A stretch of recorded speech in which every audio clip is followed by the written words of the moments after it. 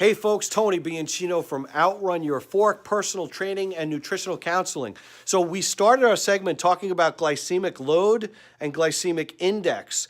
They're similar, but there's a slightly different application. So glycemic index determines how fast food gets into your mouth, gets digested, goes through the process, and gets into your bloodstream. Remember, you're only allowed to have, biologically, you're only allowed to have a certain amount of blood sugar in your body at any given time. The more blood sugar you have, the more insulin, those little cars get released to shuttle and transport that insulin to its final destinations. First, your brain or your liver for brain function, second, your muscles, and third, your fat storage, correct? So go back to those segments if you haven't studied that yet and look at them. So glycemic index is how fast it goes through that process.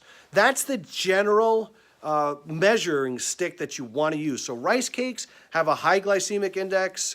Berries and lentils and steel-cut oats have a lower glycemic index. Those are the foods that are better for you. High glycemic foods that have a high glycemic load, which means they get in and they have a big impact on your blood sugar, are foods like rice cakes, things that don't have a lot of fiber, white bread, flour, highly processed foods, okay? Sugar, of course, refined sugar is even worse than natural sugar.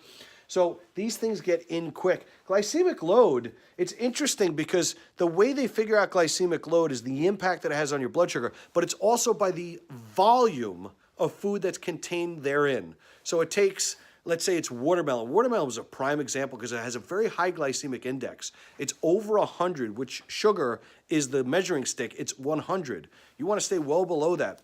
Watermelon has a very high glycemic index, but it has a very low glycemic load, which means it doesn't necessarily negatively impact this.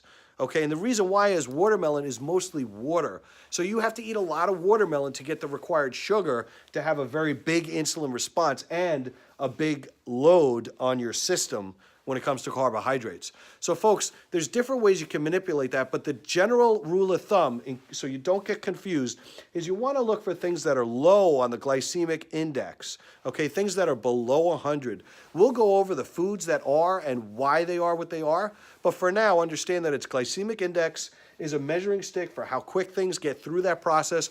The lower they are on the glycemic index, the lower chance you have of getting fat storage, assuming the quantity is correct.